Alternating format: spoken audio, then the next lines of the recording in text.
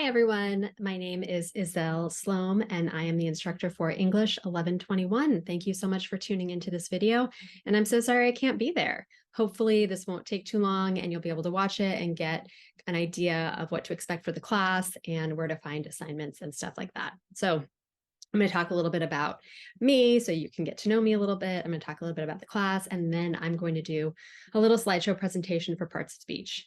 If you lose track or you want that information, I will still, no matter what, put that slideshow in your Moodle. Your Moodle is going to be the place where I store and keep everything for this class. Find your syllabus there as well right now. I am not super used to recording myself on Zoom, so if it's choppy, it's because I'm pausing it when I feel like I need to find something to show you. Let's talk a little bit about what you can expect in this class now. So you can expect me, first of all. Your first assignment that I'm going to give you later in this video and that you'll be able to find in Moodle will include you introducing yourself. So I think it's only fair that I introduce myself to you. You might notice I don't have a Canadian accent. That is because I moved to Canada last year. You might notice that I have a little bit of a Southern California accent, and that's because I spent the last 20 years in Los Angeles, where I taught writing as well as many other things for the better part of a decade. And I'm excited to come here and do it in Canada. So why did I move here? Well, I married a Canadian, a Sudburian, a professor here to be specific. So that's exciting. So I came here and I really like it. The snow is, it's a lot. It's really cold. So that is something I get used to, have to get used to.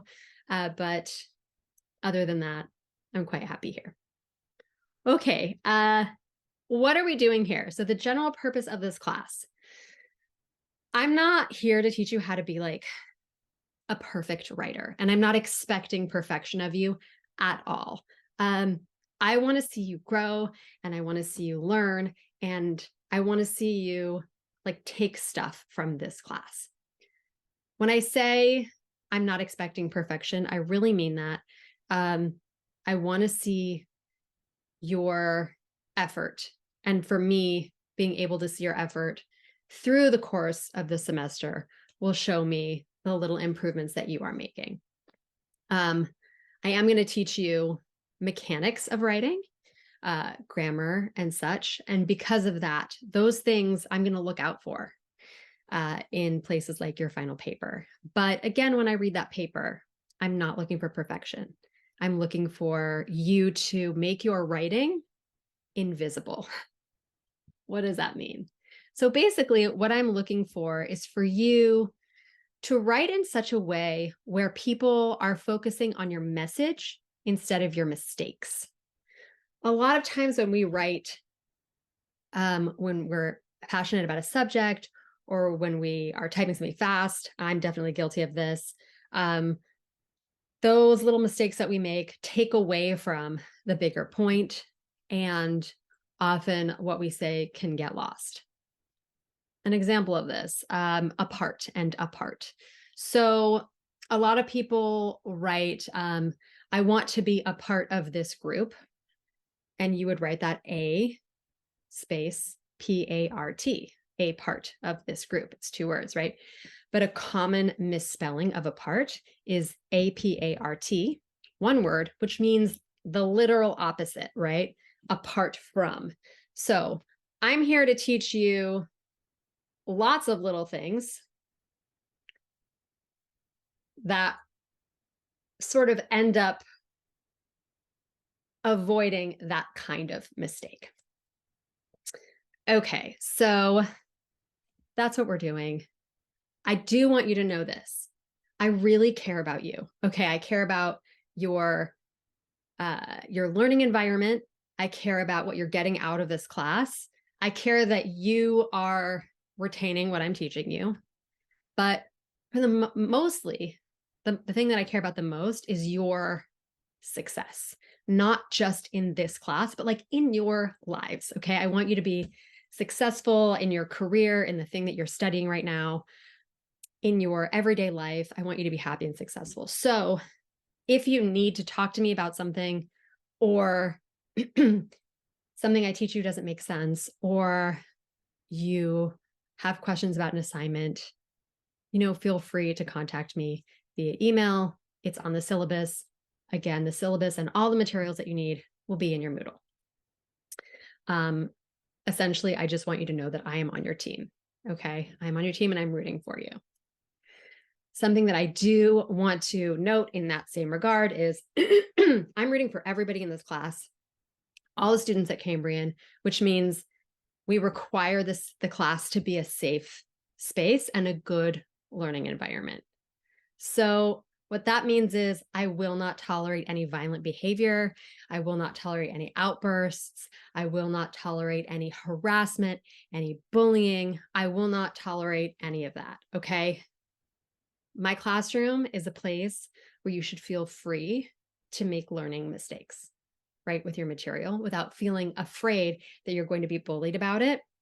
And it's a place where you should feel like you can show up yourself and you're accepted. I will love and accept each of you for who you are. And I don't want anybody making you feel any less than that. So again, any negative or violent behavior or people being blatantly unsupportive of each other, I'm not going to tolerate that. Let's not. We're adults. We're here to learn. Let's support each other in this journey. That's very important to me. Okay, so I do want to tell you that Cambrian College provides services to students with disabilities who require individual academic accommodations. A resource that you can use is the Glenn Crombie Center for Student Support. If you have an accommodation that I am not meeting, I promise you it's not on purpose, and I'm happy to meet it.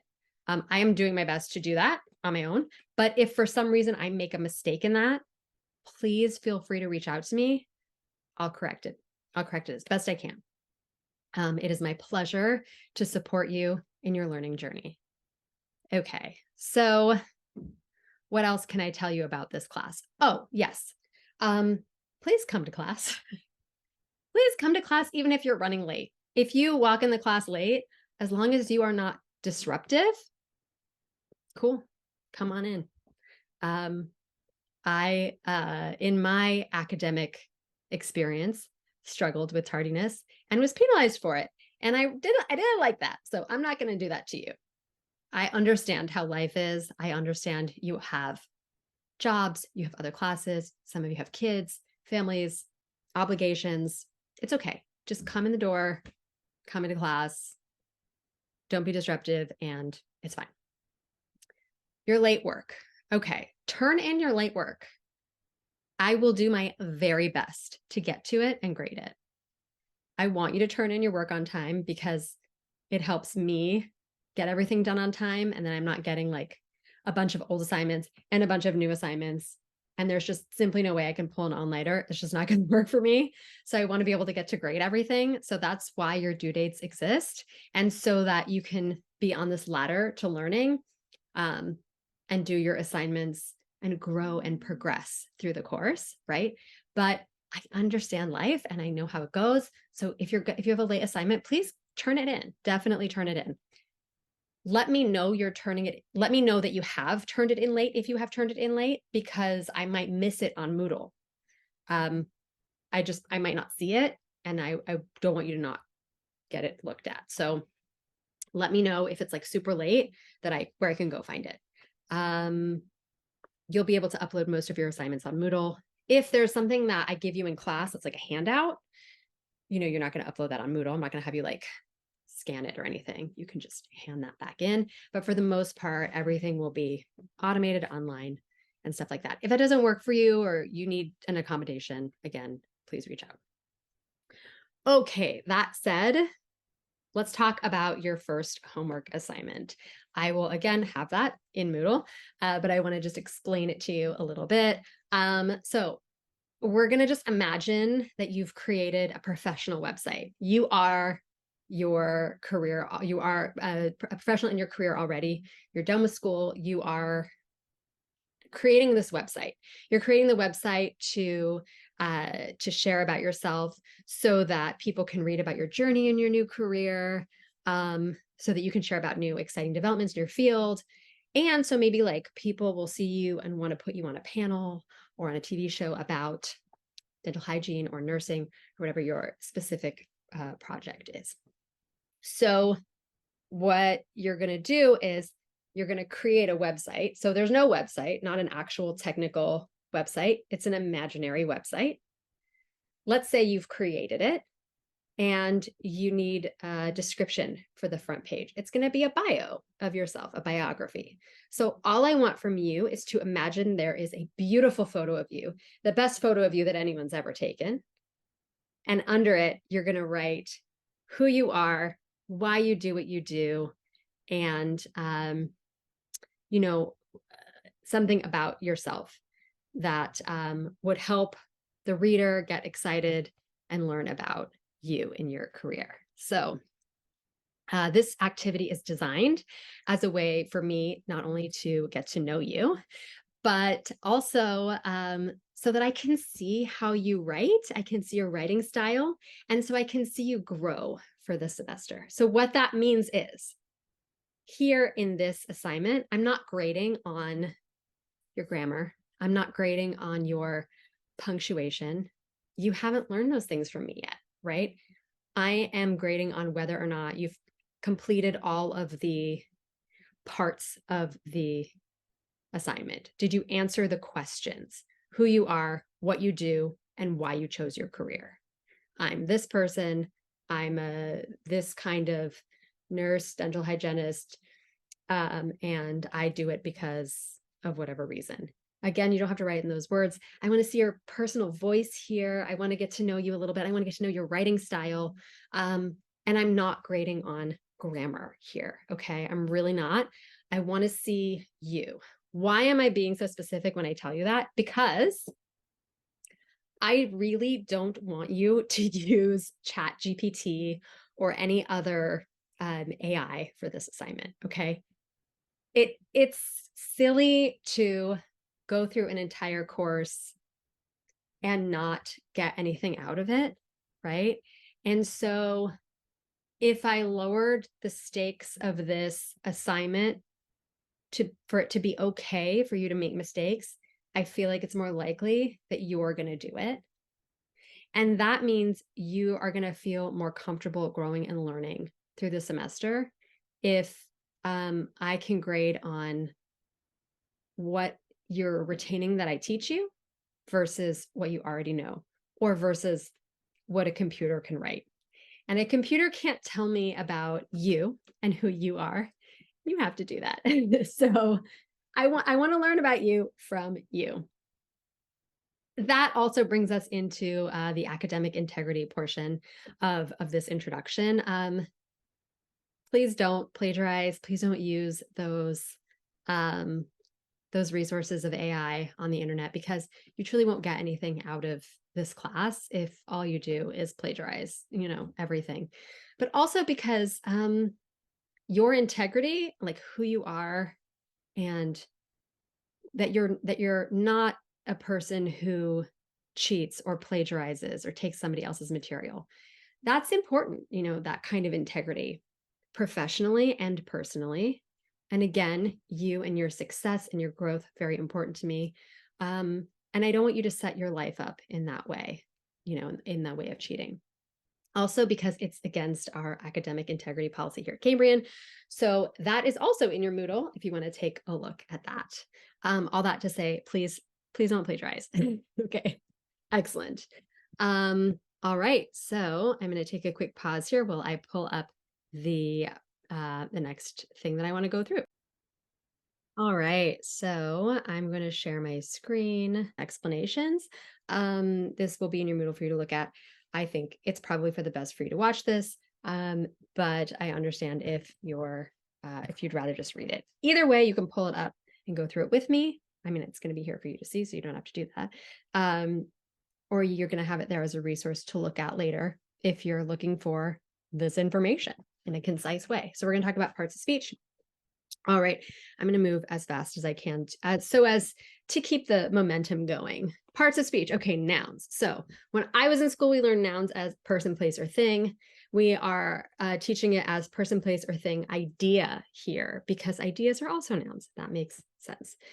They are used as subjects and objects in sentences. We'll go through what those things are later as well. So nouns. The technician fixed the computers in the lab. Here we have 3 nouns in the sentence. Technicians, computers, labs. Person, place, thing, idea. Okay, proper nouns. So proper nouns, they're proper, they're fancy, right? They get capitalized. They're specific, right? Not just a grandpa. Grandpa wouldn't be capitalized, but Grandpa Joe, well, that's a specific, certain grandpa. So Grandpa Joe gets capitalized. Taylor Swift, not just any tailor who's mending your clothes. The concept of tailor mending your clothes, but like a person named Taylor Swift, capitalized, proper noun.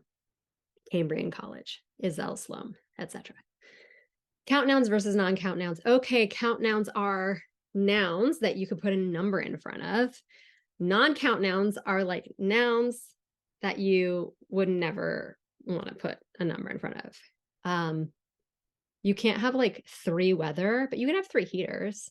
You can't have 2 health, but you can have 2 procedures. You can't have 8 money, but you can have $8, etc. There's no limit on these. There's a lot of different count nouns and non-count nouns, but these are some examples. Pronouns. Pronouns are, this is a really good description, so I'm just going to read it. I didn't write it. That's why I can say that. My colleague who taught this course before described it like this. Pronouns are the stunt doubles of the English language. They keep communication going with or without the nouns. Pronouns come in to keep nouns from getting repetitive or when nouns are not clearly known. They do more work than you think. So read on to learn about them. Okay. She, the technician, fixed them, the computers, in it, the lab. She fixed it. She fixed them in it. That's easier. Another example would be like, Deborah went to Deborah's car to get Deborah's computer. Deborah's kind of sick of hearing her name in this sentence, okay? So Deborah went to her car to get her computer. We use her pronouns to stand in for Deborah because that's a lot of Deborahs. Okay, my Zoom is covering this writing, so I can't see it. Types of pronouns. Okay, there it is. Subject and object pronouns are used in everyday language. Okay, subject and object. How do we know what's the subject? How do we know it's the object? Here's a good way to think about it. The subject is doing the acting. The object is being acted upon. So Shelby likes talking to Marvin. Shelby's doing the talking. She's the subject. Marvin's just getting talked at. So he's the object. Subject pronouns. I, you, he, she, it, they, we. Object pronouns. Me, you, him, her, it, us, them. It works if we just shove them into any sentence. So she walked to him. She walked to him. That wasn't the most creative thing I've ever said, but there you go. She walked to him. So he's just getting walked at. She's doing the walking. She's the subject. He's the object. Okay. Sarah hit me on the arm. Sarah is doing the hitting. Sarah, we don't hit in our class. Okay. Again, safe space. I'm getting hit. I'm the object. Okay. Possessive pronouns. So possessive indicating ownership. So mine. The thing is mine. His, hers, ours, yours, their, and theirs. Those are possessive, right? Possessive adjectives are similar to possessive pronouns. Let's talk about adjectives. So adjectives add description to nouns and pronouns, like describing words. The new technician fixed 30 old computers in the writing lab. This sentence has 4 different adjectives in it. Pro tip, people who read creative writing, such as myself, love adjectives. It's so much nicer to read something descriptive that I can picture, right? Than it is to just be like, the technician fixed computers in the lab. Okay, that's so vague. But the new technician, oh, okay, so Is she fixing them well? Hard to say because she's new. Maybe she's the best technician. Maybe she's new because she's knows all the latest stuff, right? The new technician fixed 30 old computers. Okay, she's very efficient. Do you see how this sentence gets so much more interesting with adjectives? So we love to see it. All right, what's next here? We've got determiners. Determiners are used before nouns to introduce or limit the noun in some way. Okay, there are lots of determiners. These are just some examples. Which sandwich, for witches, your sandwich, Gavin's fire hydrant, every Dalmatian. I've got a fire themed thing going on in my brain today, I guess. All right, articles. So articles are determiners. There are a certain like subset of determiners, and there are 3 of them: a, and the, and they are all singular, right? We can talk about a group like the San Diego Padres, but itself, a, and the. Okay, so helpful hint for articles and determiners. So you might not know when to use, excuse me, a or an. You wouldn't say like a apple. I mean, in California, people do say that, but it's not technically right, okay? You would use an if the noun that comes after it starts with a vowel or a vowel sound. So an apple, like we talked about, but even an honorary doctorate, because even though honorary starts with an H, it has a vowel sound. So it would still be an honorary doctorate. It sounds a little more clear than saying a honorary. A honorary is like all sort of like mushes together, and it's hard. So we would say an honorary. All right, what else we got here? Adverbs. Adverbs add information, right? When, where, why, how to verbs, adjectives, and other adverbs full sentence. Okay, so yesterday, the new technician quickly fixed the very old computers in the writing lab. Now you might be saying to yourself, but like you just said describing words are adjectives. Okay, so let's talk about that. Adjectives describe a noun. She is a good athlete. Adverbs describe the verb, the doing word. She slept well. We're describing her sleep, right? Sleeping is a verb, a doing word. So adverbs describe the sleep. It was a bad scene. He did badly. We're talking about how he's doing. All right. Prepositions. Prepositions are connecting words that show how a noun is related to the sentence containing it. They show position in space and time and are followed by nouns to form a prepositional phrase. The technician fixed the computers in the writing lab at noon. For, during, since. These are prepositions. During, when something happens. During the Depression, people went hungry. For, how long it takes. Elevate your soul and ankle for 10 minutes. Since 2001, an airport security is rigorous. In, on, at. You can read those as well. These are prepositions. You might have heard before that you're not meant to end a sentence with a preposition. You know, some people enforce that. It's not such a big deal. Conjunctions. All right, if you want to learn more about conjunctions, you can YouTube Conjunction Junction Schoolhouse Rock. Very fun song from, I want to say it's from my childhood, but it's really not. It's like way older than that, but they did show it to us in school. So conjunctions link words, phrases, and clauses. That's a lot, so it's a little bit to unpack here.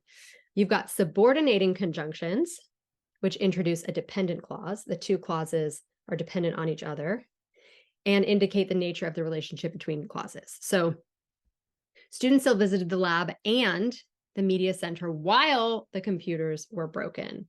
The computers being broken is dependent on the rest of that sentence. All right, so conjunctions, coordinating and subordinating. Coordinating conjunctions, they have this acronym FANBOYS. This is very common.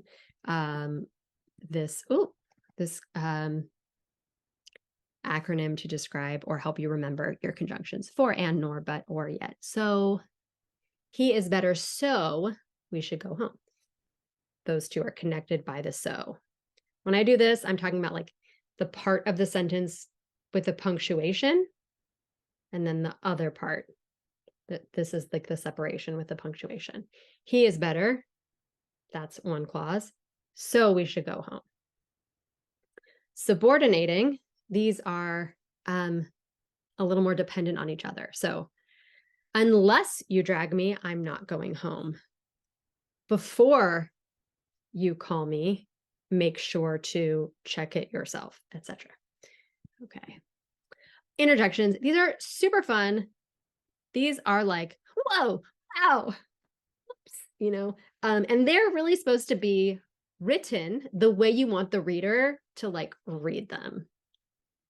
So when you write them, make sure that you punctuate them so that you're not indicating the wrong idea. For example, wow, Terry is a valuable new employee. Okay, I think Terry's doing great. Let's say I put a period there instead of an exclamation point. This is how the person would read it. Wow, Terry is a valuable new employee.